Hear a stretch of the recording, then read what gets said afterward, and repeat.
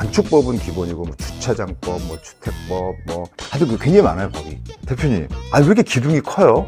기둥이 꼭 여기 있어야 돼요? 이런 얘기 하시는 분들이 있어요. 단적으로 얘기 드리면 나도 몰라. 뭐 오만 이유들이 있거든요.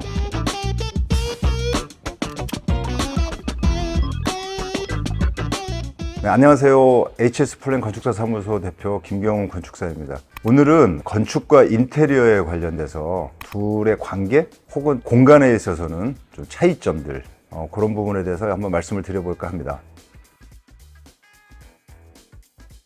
교육 커리큘럼을 보면 건축대학은 지금 제 기억으로 한 15년 전? 그때부터 5년제로 바뀌었어요. 외국계 건축사와 우리나라 건축사가 대등한 윗장에서 교류할 수 있도록 한다는 전제가 있었고, 건축사가 가져야 될 받아야 될 기본적인 교육 내용들을 국제적인 기준으로 맞추자라는 움직임이 있었습니다. 그래서 지금은 대부분의 건축학과가 5년제로 되어 있습니다. 예를 들면 의과대학, 음악대학, 미술대학, 여러 단과대들이 모여있는 걸 종합대학이라고 하잖아요. 건축이 하나의 단과대가 된다는 겁니다.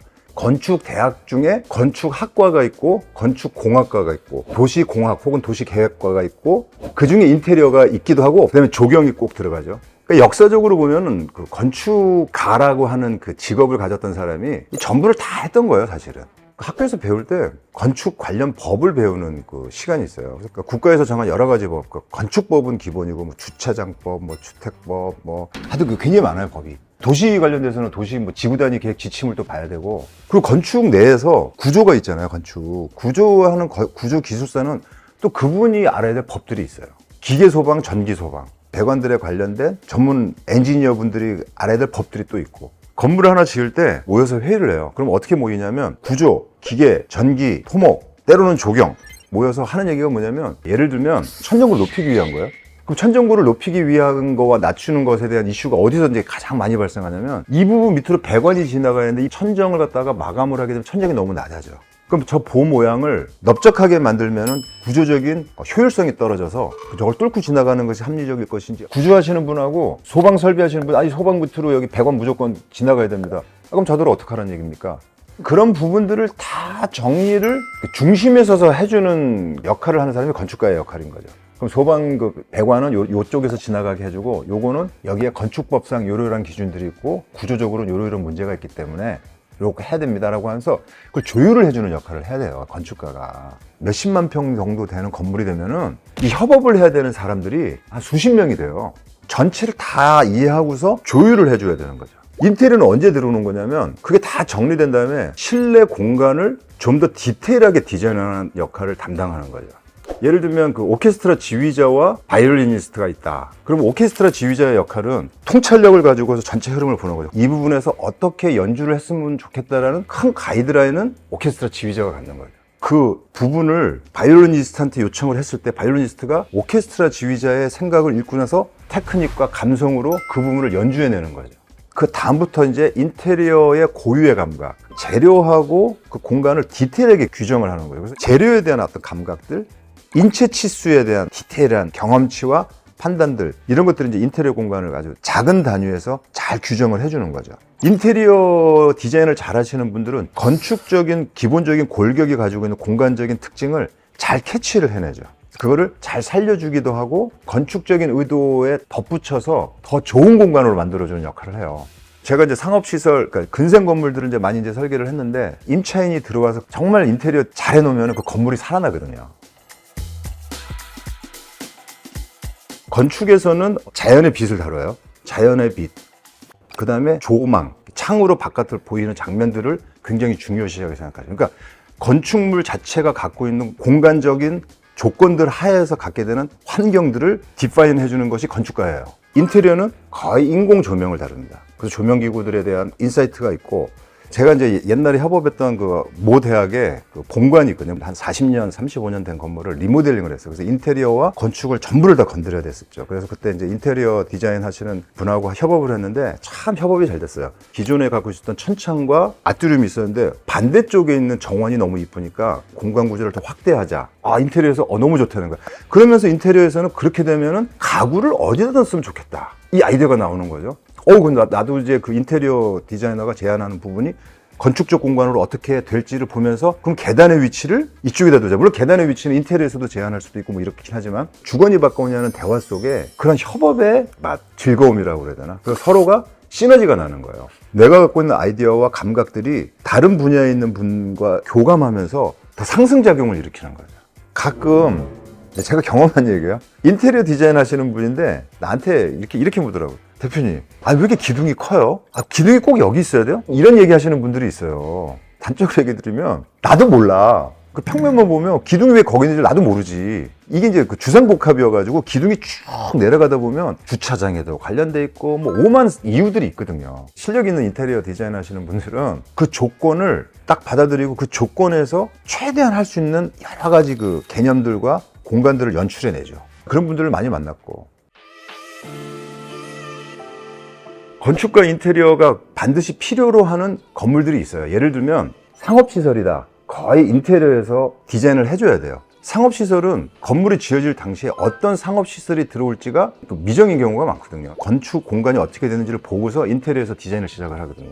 그러니까 인테리어가 또 업역이 확대됐다고 볼 수도 있는 건데 대부분 2, 3층은 거의 안 건드리는데 1층은 현관문부터 시작해서 외관에 이 스킨 부분을 디자인을 해준단 말이죠. 이게 인테리어에서 디자인을 해요. 건축에서는 그런 감각들이 없어요. 제가 보기엔 거의 없고 저희 사무실이 이제 압구정 로데오 쪽에 있는데 길 가다 보면 건물 외관을 보면은 인테리어에서 바꾼 거야. 원래 건물은 정말 별로 그렇게 디자인이 잘 되지 않은 건물인데 인테리어 디자이너가 들어온 그 가게에 맞춰서 디자인을 해줘 모습이 건물을 아주 잘 돋보이게 해주는 경우가 굉장히 많습니다. 요즘 그 성수동에 가보면 팝업 스토어라는 거 여러분들 들어보셨을 거예요. 대중적인 파퓰러한 공간, 상업 공간, 젊은 분들이 좋아하는 포토존 이런 것들을 잘 담아내는 감각적인 공간들을 잘 연출을 하는 것 같아요. 큰 틀에서 보면 인테리어 쪽이 이제 선도하고 있다. 상업시설은 그렇게 이제 이해하시면 될 것 같습니다. 또 반대로 미술관 같은 경우는 거의 건축에서 인테리어를 해요. 요전에 이제 보였던 그 뮤지엄산 보셨죠? 뮤지엄산은 이제 미술관이잖아요. 박물관의 성격도 있고 미술품들이 전시되는 거기 때문에 건축 공간 구조 자체가 배경이 돼요. 그래서 미술관의 건축 공간은 굉장히 미니멀해요. 굉장히 심플하고 그 공간 자체가 단순하게 규정을 해주고 나면 전시되는 물건들이 작품들이 돋보이게 되겠죠. 예를 들어 음악당이다. 음악홀의 인테리어는 가장 중요한 게 뭘까요? 음향 시스템이죠. 건축 벽체 구조, 천정 높이, 바닥 시스템 요 자체를 설계할 때부터 음향 시스템을 어느 정도는 고려를 해야 돼요. 합창이라든가 아니면 뭐 육성으로 얘기를 했을 때 마이크를 이용하지 않은 이 소리가 벽에 반사되고 그 홀 전체에 균질하게 퍼지는 건축 공간 구조 자체가 기본 골격이 그렇게 돼 있어야 돼요. 음향 전문가, 인테리어 디자인 하시는 분들과도 같이 협업을 해야 되고 대부분은 아날로그 방식의 음향 시스템하고 디지털 방식이 동시에 소화돼야 되기 때문에 그 시뮬레이션도 많이 해봐야 되고 그거는 그러니까 건축가가 이제 주도를 하는 인테리어 디자인이 되는 거고 건축가가 한 인테리어 공간하고 인테리어 디자이너가 인테리어한 그 공간은 제가 느끼기에 굉장히 차이가 많이 나요. 이거는 이제 이런 비유를 하죠. 여러분들 그 평양냉면 좋아하시는지 모르겠는데 건축에서 한 인테리어는 내가 보기엔 평양냉면 분위기야. 그러니까 원재료의 맛하고 굉장히 이렇게 깔끔하고 담백하면서 심플해.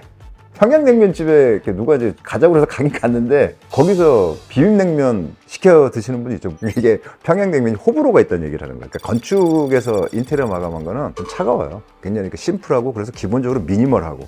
근데 이게 좋은 게 뭐냐면 여러분 지금 보시는 이런 의자를 갖다 놔도 예쁘고 파란색 의자를 갖다 놔도 예쁘고 빨간색 어떠한 모양과 어떠한 컬러와 어떠한 질감의 가구가 놓여도 어울림이 있어요. 두 번째로 이제 중요한 거 이게 다 사실 내가 보기엔 더 중요한데 결국은 건축 공간에서는 누구가 존재하게 돼요? 사람이잖아요. 그럼 사람이 한 가지 색깔만 입고 다닙니까? 얼마나 헤어스타일도 다르고 사람들 다 다르잖아요. 여러 사람들이 어우러져 있을 때 이 사람들이 존재감이 더 드러나죠. 건축 공간에서는 물론 건축 공간이 너무나도 이제 차가우면은 그 사람을 압도해 버리기도 하죠. 근데 인테리어는 인테리어 자체 공간이 부각이 되는 어떤 경향성이 있어요. 제가 보기에 코지하게 만드는 역할은 인테리어가 훨씬 세요. 편안한 분위기.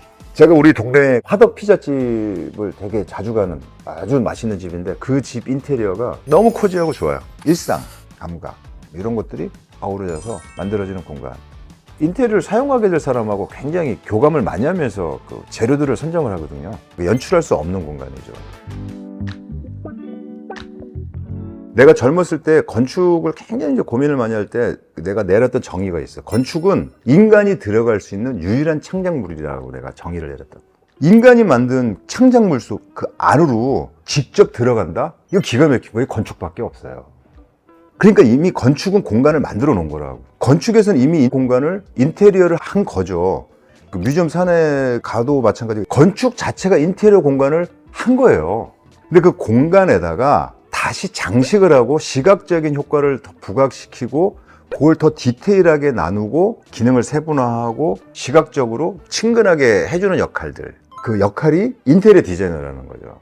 좋은 건축물은 인테리어 요소들이 많을까요, 적을까요? 없을수록. 그래서 내가 인테리어 건축 공간을 평양냉면이라고 얘기를 한 거라고. 그 담백함에 만약에 빠져들잖아요. 그래서 이제 건축가들이 만드는 공간을 좋아하는 거예요. 거기선 시간이 멈춘 듯한 느낌도 있고 본질적인 편안함이 있다고. 어떤 생각이라든가 깊이 빠져들고 때는 사실 다 걷어내고 싶은 거지. 거기다가 뭔가 덧칠을 하고 뭘 붙이고 뭐 이러는 걸 안 하려고 그러는 거죠. 실내 장식이라고 그랬단 말이에요. 과거에는 그 아돌프 루스가 얘기했던 거로 내가 기억하는데, 장식은 죄악이다 이렇게 얘기한 적이 있어요. 기능주의 건축이라든가 모더니즘 건축에서는 자체가 그냥 갖고 있는 미가 있기 때문에 거기다 더 뭘 하면 안 된다라는 그 의미를 굉장히 강하게 얘기를 한 거지. 그러니까 일반적인 건축 공사하는 사람들은 이렇게 생각을 한다고. 콘크리트 공사? 이거 나중에 다 마감할 건데? 그러니까 어떻게 해요? 그러니까 좀 심하게 표현하면 대충 한다고. 여러분들 안도다도 건물, 그 뮤지엄 산도 그렇고 건축 자체가 마감이 돼버린다고 생각을 하면 치수 있잖아요. 벽의 치수, 벽의 평활도 기가 막힙니다. 그래서 깔끔함이 이루 말할 수, 거기에 더 이상 뭘 되질 않아요. 그 자체가 주는 공간이 저는 또 고급이라고 보죠. 이게 깔끔하기 때문에 고급이 아니라 그 원래 물성이 갖고 있는 구조체가 갖고 있는 공간을 규정하는 원래 것이 만들어내는 공간이 고급이라고 얘기를 하는 거예요. 그래서 노출 콘크리트를 이제 많이 선호하는 이유가 그런 거죠. 자연스럽게 나오는 그 건박한, 검소하고 소탈한 분위기가 만들어내는 공간. 인테리어라는 표현을 쓸 필요가 없는지, 건축에서는. 건축과 인테리어에 관련돼서 말씀드렸는데, 혹시 궁금한 거 있으면 이제 댓글로 올려주시면 답변을 드릴 거고, 좋아요, 구독 한번 눌러주시면 감사드리겠고, 다음번에도 재미난 컨텐츠로 찾아뵙겠습니다. 감사합니다.